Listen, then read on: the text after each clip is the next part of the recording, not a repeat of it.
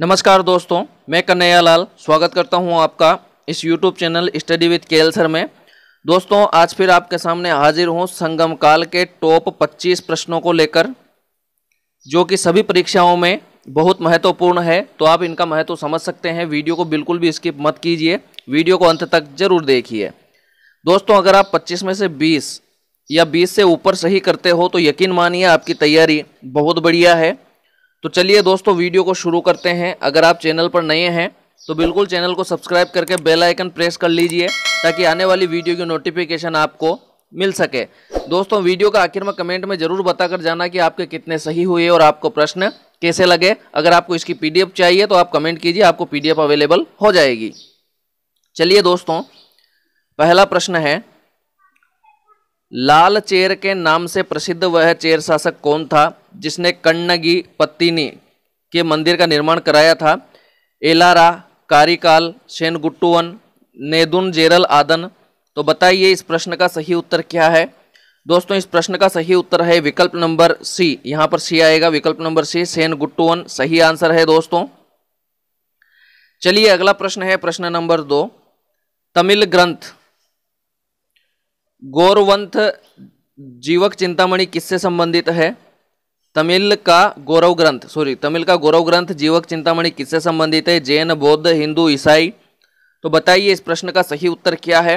दोस्तों, इस प्रश्न का सही उत्तर है विकल्प नंबर ए, जैन। अगला प्रश्न है दोस्तों प्रश्न नंबर 3। तमिल भाषा के शिल्पाधिकारम और मणिमेखलाई नामक गौरव ग्रंथ किससे संबंधित है? जैन धर्म, बौद्ध धर्म, हिंदू धर्म, ईसाई धर्म। तो बताइए इस प्रश्न का सही उत्तर क्या है?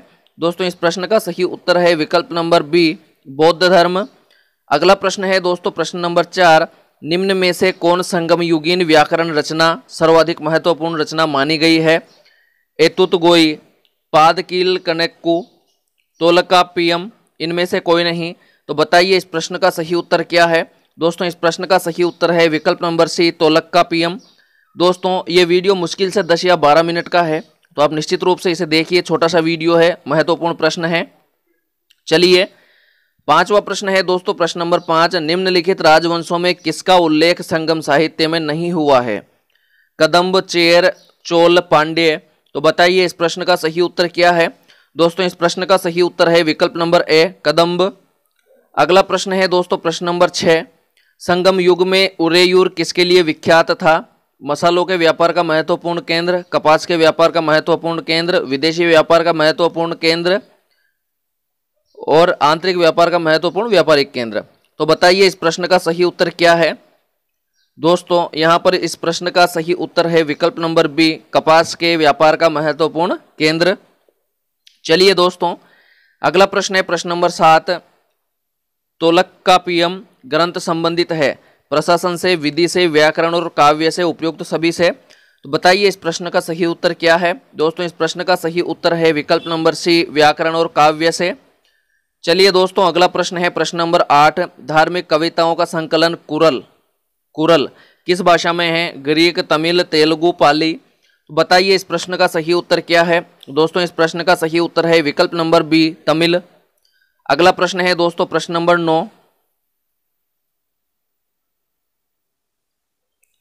किस संगम युगीन राज्य के संरक्षण में 3 संगमों का आयोजन किया गया? चेर, चोल, पांड्य, पल्लव। तो बताइए इस प्रश्न का सही उत्तर क्या है? दोस्तों, यहां पर इस प्रश्न का सही उत्तर है विकल्प नंबर सी, पांड्य। अगला प्रश्न है दोस्तों प्रश्न नंबर 10। किसने उल्लेख किया है कि नंदों ने अपना कोष गंगा की धारा में छिपा रखा था? मामूलनार, तोलकाप्पियर, तिरुवल्लुवर, नक्कीरर। तो बताइए इस प्रश्न का सही उत्तर क्या है? दोस्तों, इस प्रश्न का सही उत्तर है विकल्प नंबर ए, मामूलनार। अगला प्रश्न है दोस्तों प्रश्न नंबर 11। कपाटपुरम या अलवय में संपन्न द्वितीय संगम का एकमात्र शेष ग्रंथ कौन सा है? तोलकाप्पियम, इत्तुतगोई, पत्तुपाठ, पदिनेक्कील कनक्कू। तो बताइए इस प्रश्न का सही उत्तर क्या है? दोस्तों, इस प्रश्न का सही उत्तर है विकल्प नंबर 1, तोलकाप्पियम। चलिए अगला प्रश्न है दोस्तों प्रश्न नंबर 12। किस ऋषि के बारे में कहा जाता है कि उन्होंने दक्षिण भारत का आर्यकरण किया, उन्हें आर्य बनाया? जेपीएससी 2013 में आ चुका है। विश्वामित्र, अगस्त्य, वशिष्ठ, सांभर। तो बताइए इस प्रश्न का सही उत्तर क्या है। दोस्तों इस प्रश्न का सही उत्तर है विकल्प नंबर बी, अगस्त्य। अगस्त्य ऋषि के बारे में कहा जाता है कि उन्होंने दक्षिण भारत का आर्यकरण किया और उन्हें आर्य बनाया वहां के निवासियों को। चलिए दोस्तों अगला प्रश्न है प्रश्न नंबर 13। स्ट्रैबो के अनुसार संगम युग के किस वंश के शासक ने रोमन सम्राट ऑगस्टस के दरबार में 20 ईस्वी पूर्व के लगभग अपना एक दूत भेजा? पांड्य नरेश, चोल नरेश, चेर नरेश, इनमें से कोई नहीं। तो बताइए इस प्रश्न का सही उत्तर क्या है। दोस्तों इस प्रश्न का सही उत्तर है विकल्प नंबर सी, चेर नरेश। अगला प्रश्न है दोस्तों प्रश्न नंबर 14। तिरुवल्लुवर की रचना कुरल या मुप्पाल को कहा जाता है तमिल भूमि का बाइबिल, तमिल भूमि का महान व्याकरण ग्रंथ, तमिल भूमि का महान नाट्य ग्रंथ, इनमें से कोई नहीं। तो बताइए इस प्रश्न का सही उत्तर क्या है। दोस्तों इस प्रश्न का सही उत्तर है विकल्प नंबर ए, तमिल भूमि का बाइबिल। यहां पर सही आंसर है दोस्तों। चलिए अगला प्रश्न है प्रश्न नंबर 15। तमिल काव्य का इलियड कहा जाता है तोलकप्पियम, कुरल, शिलप्पादिकारम, मणिमेखलई। तो बताइए इस प्रश्न का सही उत्तर क्या है। दोस्तों इस प्रश्न का सही उत्तर है विकल्प नंबर सी, शिलप्पादिकारम। दोस्तों ये सभी प्रश्न कई बार परीक्षाओं में आ चुके हैं, तो आप निश्चित रूप से इन्हें कवर करें। अगर परेशानी है तो आप इन्हें रट लें। अगला प्रश्न है प्रश्न नंबर 16। तमिल काव्य का ओडिसी कहा जाता है तोलक्कापियम, कुरल, शिलप्पादिकारम, मणिमेखलई। बताइए इस प्रश्न का सही उत्तर क्या है। दोस्तों इस प्रश्न का सही उत्तर है विकल्प नंबर डी, मणिमेखलई। इन्हें तमिल काव्य का ओडिसी कहा जाता है। अगला प्रश्न है दोस्तों प्रश्न नंबर 17। पुहार कावेरीपत्तनम की स्थापना किसने की? करिकाल, शेनगुट्टवन, नेडुजेलियन, इनमें से कोई नहीं। तो बताइए इस प्रश्न का सही उत्तर क्या है। दोस्तों इस प्रश्न का सही उत्तर है विकल्प नंबर 1, करिकाल। अगला प्रश्न है दोस्तों प्रश्न नंबर 18। मुजरिस किस राज्य का प्रमुख बंदरगाह था? चेर, चोल, पांड्य, कदंब। तो बताइए इस प्रश्न का सही उत्तर क्या है। दोस्तों इस प्रश्न का सही उत्तर है विकल्प नंबर ए, चेर। मुजरिस जो है चेर राज्य का प्रमुख बंदरगाह था। अगला प्रश्न है दोस्तों प्रश्न नंबर 19। प्रश्न नंबर 19 है दोस्तों, किसके संबंध में यह कहावत है जितनी जमीन में एक हाथी लेट सकता है उतनी जमीन 7 आदमियों का पेट भर सकता है? कावेरी डेल्टा, तुंगभद्रा के तटवर्ती क्षेत्र, रायचूर, दोआब, इनमें से कोई नहीं। तो बताइए इस प्रश्न का सही उत्तर क्या है। दोस्तों इस प्रश्न का सही उत्तर है विकल्प number A, Kaveri delta. Kaveri delta के बारे में कहावत है जितनी जमीन में एक हाथी लेट सकता है उतनी जमीन पर 7 आदमियों का पेट भर सकता है। अगला प्रश्न है दोस्तों प्रश्न नंबर 20।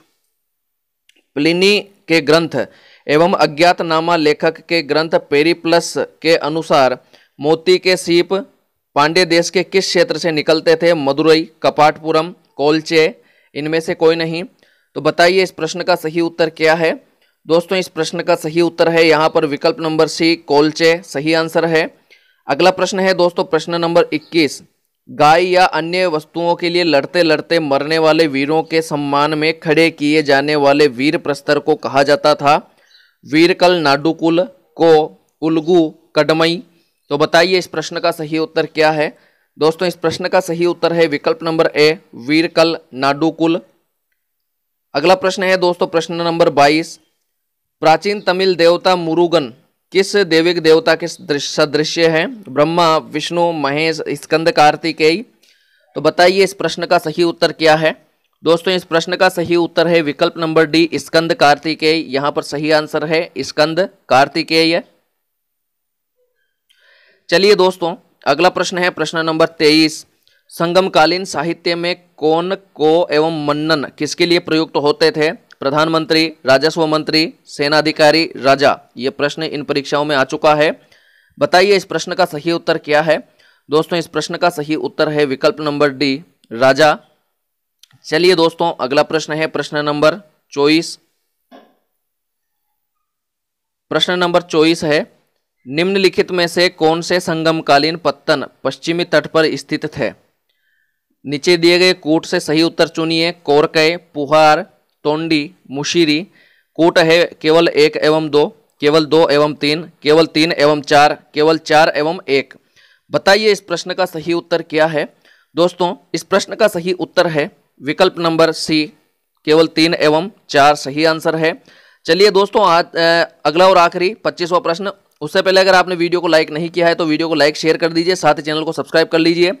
25वां प्रश्न है दोस्तों, महाकाव्य शिल्पाधिकारम किससे संबंधित है? राम की कहानी, कथानक में जैन तत्व, श्रीलंका के बौद्धों की संस्कृति, शांति उपासना की पूजा पद्धति। दोस्तों, इस प्रश्न का सही उत्तर है विकल्प नंबर बी, कथानक में जैन तत्व सही आंसर है। चलिए दोस्तों, आज के लिए इतना ही। मिलते हैं जल्दी ही नए वीडियो में नए टेस्ट के साथ। तब तक के लिए नमस्कार।